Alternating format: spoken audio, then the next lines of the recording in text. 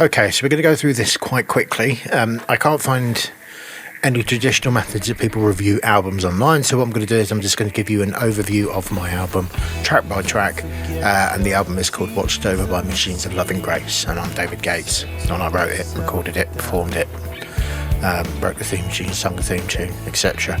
So first off is the opening track, All Watched Over by Machines of Loving Grace. It's neither a good thing nor a bad thing. It's not having a go at AI, it's not promoting AI, it's just a cautionary tale about the fact that we need to be aware of these elements overtaking our lives, and particularly the effect it can have on artists.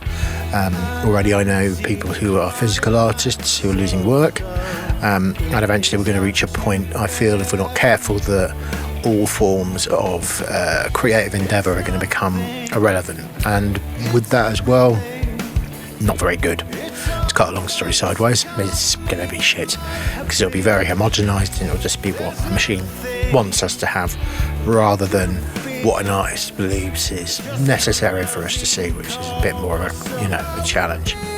The second track is For the Love Of, which follows similar themes. It's also about the kind of movable state of what we regard to be sacred, what we think is most important. It also deals with the sense of entitlement that older generations may have towards younger musicians or artists trying to break through in an industry that's a much harder place to exist. It's much easier to have the tools to do the work, but it's much harder to be seen, to compete, particularly with machines coming their way. It's also got quite a nice guitar solo in it. It's quite heavily inspired by REM.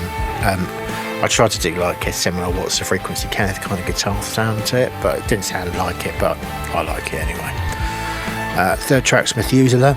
This is a very straightforward song. It's basically based upon having seen a friend and not seeing them for a while. Names have been changed to protect anonymity, but basically they'd aged a bit, and it kind of brought home to me, being nearly 40 myself, we're all getting older, and to begin with it was kind of like a shock. You're looking older, you're looking like a guy who would be my teacher when I was at school, and then fundamentally coming to the conclusion that actually he's still a really good looking guy and a really lovely bloke, and frankly it doesn't really matter. It's quite inspired by the Smiths, that sort of style of wordplay. Fourth song is Memory. This is kind of a larger kind of view on pop culture. I'm going to keep this quite brief because I think it sort of resonates with the track itself. There's a line in it that reflects on the fact that 30 seconds worth of entertainment, which is obviously a reference to things like Tik-Tok. There's also a line in it about being sustained by very brief periods of entertainment during what feel like very long days. And I think that kind of speaks ill of the way we are as a society. We're kind of filling very brief amounts of time, of days that feel very, very long. It also ends on a kind of transitional piece, which kind of leads to the more electronica kind of chiptune laden part.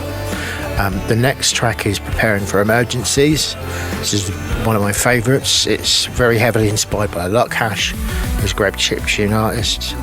It features ad-lib instruments, which is a very old-fashioned kind of computerised keyboard that you would get in old video games like Monkey Island, Wolfenstein 3D and things.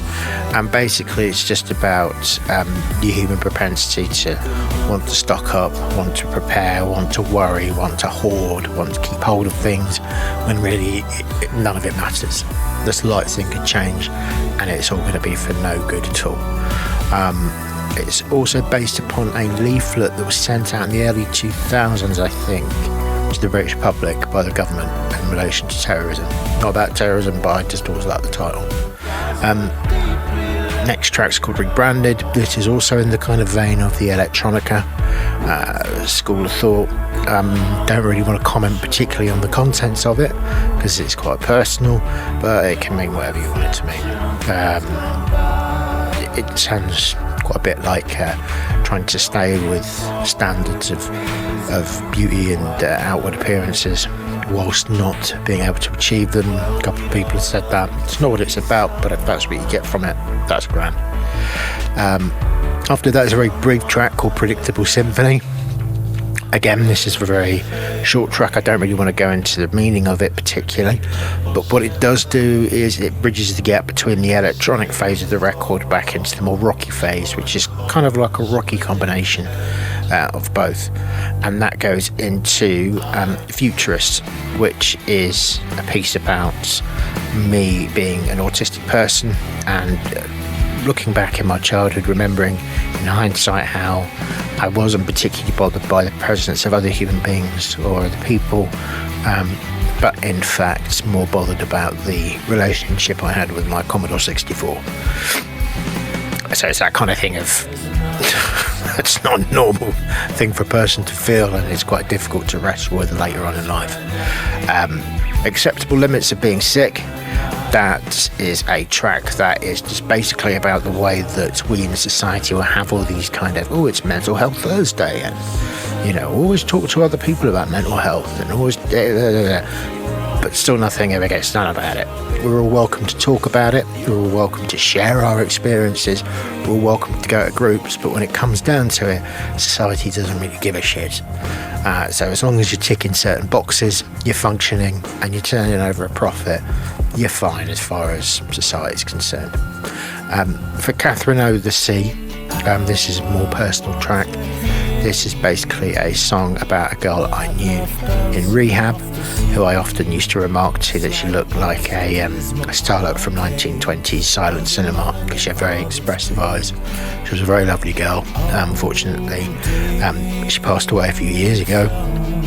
Her demons caught up with her, but she's always kind of she's stayed with me emotionally. I often have dreams about her and things, so I thought in an album about kind of nebulous subject matters, it's nice to have something as well there that really means something. And the last track on the album is called I'll See You There, which kind of goes back to the electronica sort of sound, but with still guitars in it and bass, and that is again about me grappling with the notion that if I could be a different person mentally, if I could, as the chorus says, dig it out, that part of my mind that is, that makes me who I am, and replace it with something else, would I do that?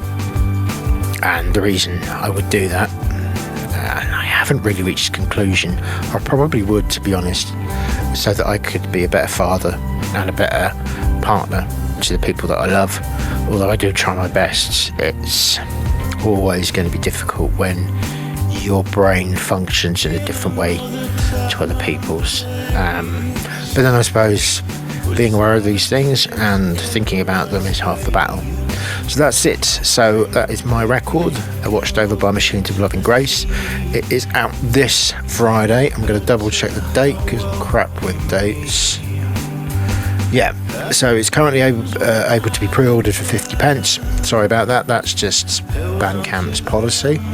Following that, however, it's absolutely free from Bandcamp. You can download it in FLAC or WAV for nothing. I'd ask you to contribute just because it took a lot of time and effort to make. And after that, on the week commencing the 30th of August, it will be available on all major streaming platforms. Thank you very much for listening to an old man waffle on. Hopefully it's not been too boring. Take very good care of yourself and enjoy whatever it is you're planning to do over the coming days. Much love. Bye-bye.